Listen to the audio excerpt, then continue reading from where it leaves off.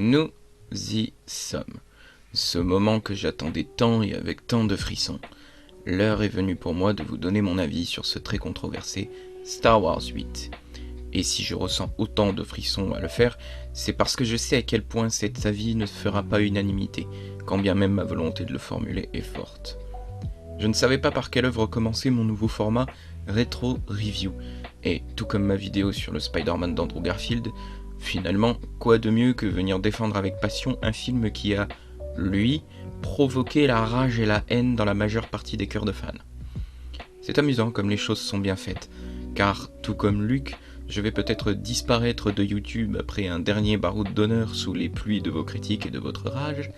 Spoiler alerte, non. Ou tout comme Rey, avec Ren, je vais vous faire changer d'avis au moins sur ce film, avant de vous laisser reprendre votre chemin pour ce qui est de la suite.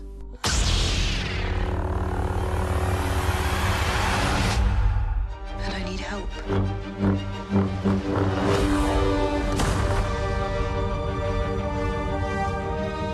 I've seen this raw strength only once before. It didn't scare me enough then. Petit récap. Dans Star Wars 7, le réveil de la Force, on découvre que le Nouvel Ordre a succédé à l'Empire Galactique de Palpatine, avant de réduire au silence la Nouvelle République vieille d'à peine 35 ans. La résistance de Leia, Solo, Skywalker, Organa, pire que Daenerys la meuf, se dresse donc de nouveau contre l'oppresseur inspiré des heures les plus sombres de notre histoire. Mélo, est-ce que tu fais référence au nain? Mute. Oui Birgit, mais ici sur YouTube on peut pas dire ce mot. Comme pour Voldemort dans Harry Potter? Oui. Oui, c'est ça en fait. Tout pareil. Des méchants qui sont essentiellement méchants pour les mêmes raisons, animés des mêmes vices et des mêmes défauts que ces gens qui ont marqué notre histoire. Oui, effectivement, l'exemple est pertinent et parlant. Faudrait peut-être voir à changer de disque niveau inspiration des méchants alors un jour, parce que dans une bonne histoire l'antagoniste n'est pas toujours méchant. Bonne remarque. Mais on parle tout de même là de Star Wars. En 6 films, le copain George n'a toujours fait que faire s'opposer l'ombre et la lumière à travers un prisme ultra manichéen. Difficile d'imaginer l'identité de Star Wars au-delà de ce prisme. Qu'est-ce que tu fais, Birgit? Je recense les œuvres Star Wars qui ne se sont pas contentées de s'enfermer dans le manichéisme. Birgit, tu sais quoi? T'es trop intelligente pour ton propre bien. Alors, reste mute histoire de ne pas trop spoiler d'avance tout mon propos. Merci. Donc, je disais, Star Wars à la base, c'est manichéen. Alors, quand Star Wars 7 déboule 34 ans après la chute de l'Empire pour nous planter des nouveaux méchants type facho, exterminateur, bourrin, naturellement, on se laisse bercer. Admettons. Mais quoi qu'il en soit, les nouveaux héros nous réservent une surprise. Car en effet, le pilote arrogant mais sexy, ou la future Jedi paumée dans une planète désertique, ça, c'est du réchauffé, certes. Mais le Stormtrooper qui largue les rangs après un énième massacre qu'il ne comprend pas, ça on l'avait pas vu venir. Et pourtant, c'est plus réaliste que manichéen. Ainsi se forme le petit groupe Poe, Finn, Rey et Baby Beat contre le vilain Premier Ordre mené d'une main de fer par un Sith dégueu, ça c'est réchauffé, et par son apprenti Sith masqué, réchauffé. Let the past die. Kill it. If you have. Je sais que vous le sentez. Vous sentez que je vais trahir votre foi et basculer du côté obscur du YouTube Game. Oui, je trouve le personnage de Kylo Ren très réussi. Je m'explique. On a affaire au fils de Han Solo et Leia Skywalker, petit-fils de Dark Vador et neveu de Luke Skywalker. Le mec dans ses veines, il n'y a que du sang de gens talentueux, mais qui ont flirté de plus ou moins près avec le côté obscur. Là où Luke est le fils d'un super Jedi et d'une politicienne, ben lui est le fils de la fille du super Jedi et neveu du super Jedi qui a suivi, et fils en passant d'un super pilote. Donc objectivement, Ben Solo est évidemment l'enfant le plus gâté par la nature en termes de dons dans cette galaxie à cet instant de l'histoire. On ne peut pas faire plus naturellement balèze dans un lore où l'héritage de sang est hyper présent. Et au lieu d'en faire le nouvel espoir 3.0, on en fait direct l'antagoniste. Et ça c'est bien. On apprend rapidement qu'il était encore jeune quand Snoke l'arrachait à la tutelle parentale, que Han a difficilement assumé son rôle de père, et que Leia a probablement dû être déchirée entre son rôle de mère et celui de leader. Et on apprendra ensuite, à travers les 2 premiers films de cette post-logie, que Luke a donc été le principal tuteur de Ben en tant que maître Jedi. Bizarrement, On apprend rapidement aussi que Luke a disparu et que Ben a sombré du côté obscur malgré lui. Donc excusez-moi d'être capable d'en déduire assez rapidement que l'immaturité du gars est totalement logique, étant donné son littéral manque d'éducation, et que sa puissance overcheatée l'est tout autant. Donc oui, Kylo Ren tétra balèze mais tétra capricieux, c'est logique et cohérent.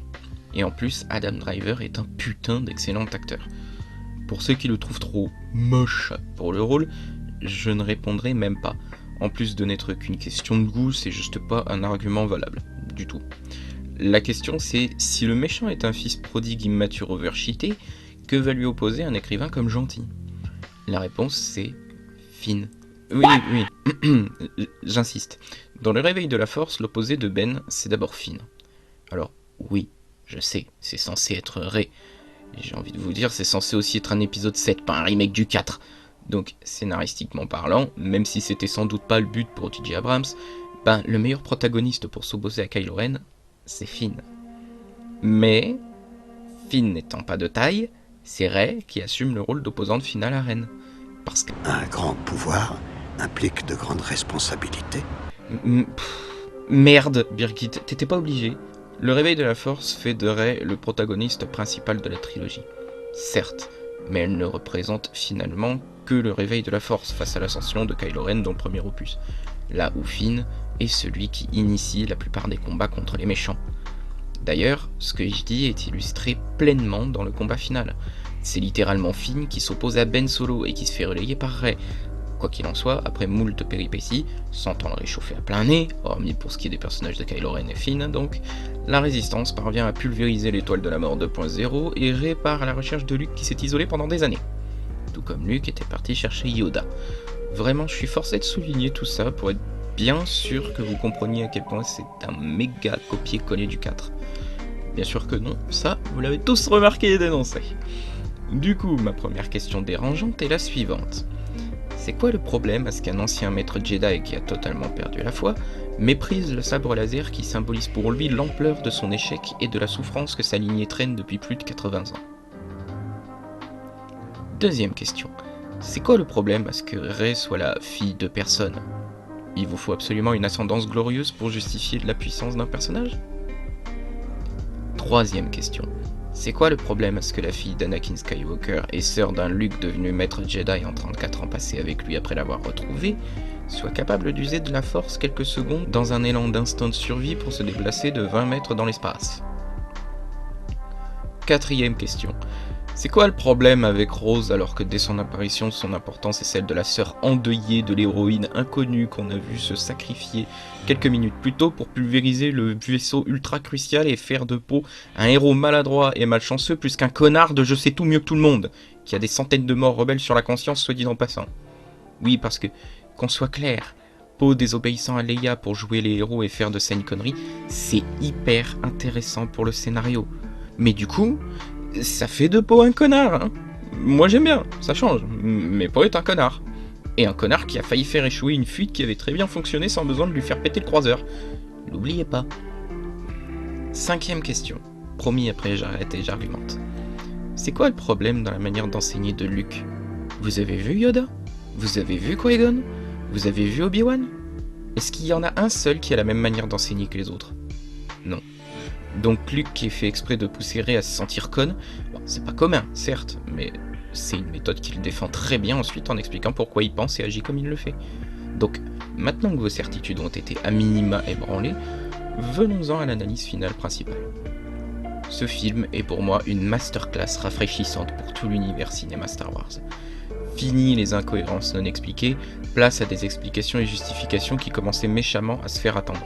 Fini le délire manichéen du « c'est méchant d'être méchant et c'est pour ça qu'il faut être gentil et combattre les méchants ».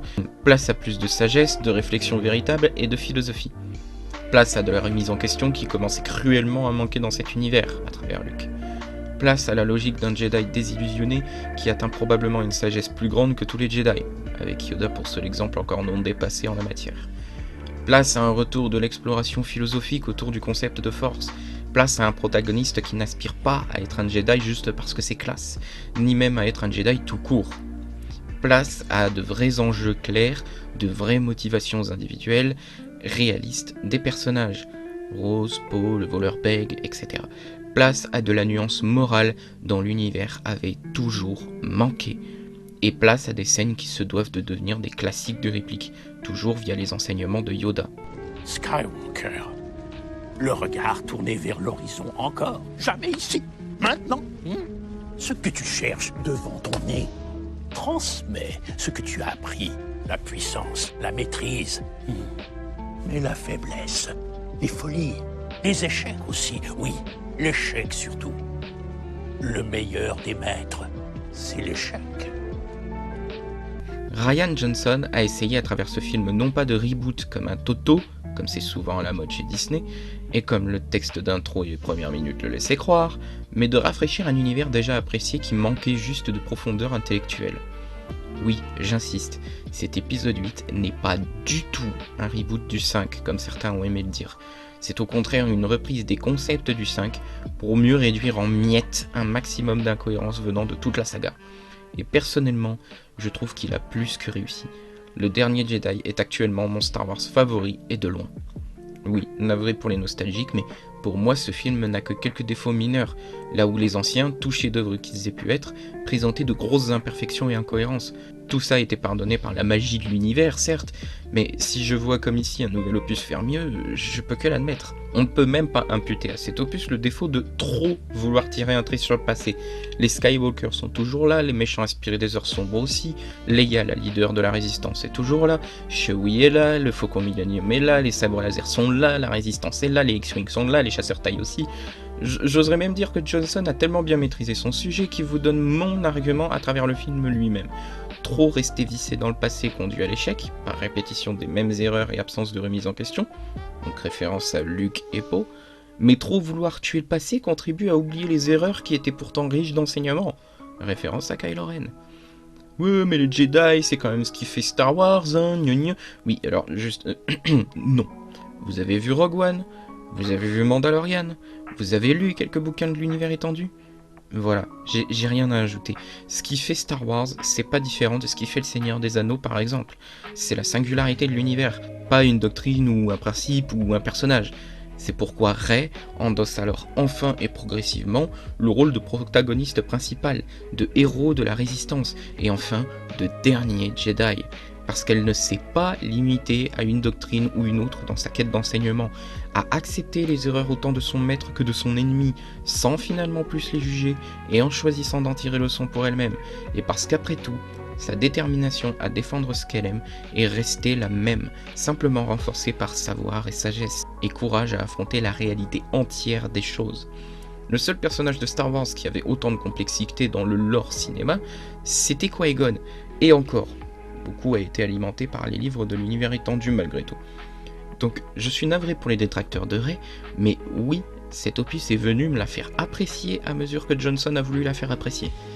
J'oserais même dire que c'est normal que vous n'en ayez pas conscience, puisque le Ryan a été remercié et remplacé à son tour par, un nouveau J.J. Abrams. Vous avez vu le script original de Star Wars 9 qui devait être une suite logique aux bases posées par Rian Johnson? Je pense que vous n'êtes pas super prêt à ce que je vous en parle, mais je vais le faire quand même. A la base, la majeure partie de l'épisode 9 devait se passer sur Coruscant, après que Rey se soit construit son propre sabre laser à double lame. Oh bah tiens, c'est vrai que quand on y pense, Rey savait déjà mieux se débrouiller avec un bâton qu'avec un sabre. Oh bah dis donc, ça paraît logique, tiens, je l'avais pas vu venir. On aurait dû avoir droit à une véritable guerre civile dans un décor digne de la prélogie, mais avec les effets spéciaux du niveau d'aujourd'hui. On aurait dû avoir beaucoup plus de scènes type flashback de Leia enseignant à Rey tout ce qu'elle a pu apprendre elle-même auprès de feu son frère. On aurait dû avoir une évolution philosophique de ce qu'est un Jedi à travers l'épanouissement de Rey. On aurait dû voir Chewbacca se sacrifier dans la bataille comme dans les livres de l'univers étendu. On aurait dû apprendre que Kylo Ren était en fait le meurtrier des parents de Rey, avec une explication qui était censée faire basculer la morale du récit.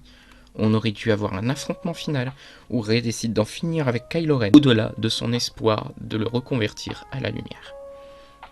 Oh là, tout à coup, le dernier Jedi, ça paraît beaucoup plus sympathique quand on se projette. Non, pas projeté comme ça, non.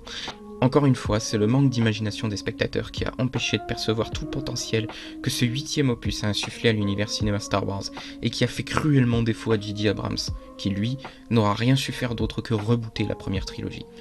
Car, oui, même si je regarde malgré tout cette post-logie à nouveau avec plaisir, j'ai le même goût amer que vous en bouche devant les épisodes 7 et 9. Par contre, s'il vous plaît, commencez pas à venir me parler de la faute à Disney ou à la marvelisation du cinéma, parce qu'entre Abrams qui a fait le Yes Men Spay Reboot d'un côté, et Johnson qui a foutu à la poubelle les 3/4 des lignes directrices qui se faisaient vieilles et qui étaient marketing de l'autre, il y a comme un fossé de politique dont le fric de Disney peut pas expliquer à lui tout seul les échecs. Du coup, à mon sens, le dernier Jedi est un chef-d'œuvre incompris, totalement sous-coté, qui aurait dû faire un bien fou furieux à un univers qui ne demandait que ça, et dont le génie a été immédiatement enterré par l'épisode suivant. L'écriture aura été son point fort de très loin, loin devant tout le reste de la saga, avec peut-être comme bémol un humour un peu manqué autour du personnage de Hux par exemple. Ce qui est pas trop dérangeant étant donné que son rôle était de second plan. C'est-à-dire que je ris de bon cœur aux quelques scènes qui tournent le mec en dérision, en ridicule, etc. Et j'avoue qu'il fallait au moins l'argument de Snoke en début de film à garder un abruti pareil en haut de la hiérarchie pour justifier de ça. D'ailleurs, notez que là où Leia a la sagesse de rétrograder Poe pour son insubordination mortelle, Snoke choisit au contraire d'exploiter toujours plus la stupidité mortelle de son commandant. Même ça aura fait l'objet d'une opposition philosophique. Et mention spéciale à Holdo qui, à elle seule, permet à Poe Dameron de mûrir et devenir meilleur qu'un simple connard de je sais tout, avec pour seul talent jusque-là de savoir piloter et se payer la tête de Hux. Encore un sacré bon personnage féminin présenté par Star Wars qui nous remonte les quotas de la vraie bonne manière à lui tout seul. Que la force vous accompagne, vice-amiral Holdo. Du coup, pour la conclusion, j'ai envie de dire, vu qu'on a eu la Snyder Cut de Justice League, on pourrait pas avoir la version Trevorrow là, pour la suite, là, le 9 ? Non ? Genre dans une série, un film indépendant de la ligne principale, ou même un vrai bon reboot de l'épisode 9, soyons audacieux. Non ? Birgit, t'en penses quoi ? J'en pense que maintenant, pour ce qui est de Star Wars, il y a des fans qui font de très bons métrages rien que sur YouTube. Donc si le script de Colin Trevorrow circule bien, peut-être que... On pourrait avoir droit de le voir adapté quelque part, quoi qu'il arrive. Je croise les doigts, même si j'ai peu d'espoir. L'espoir, c'est comme le soleil. Si vous y croyez seulement les jours où on le voit dans le ciel, vous ne tiendrez pas.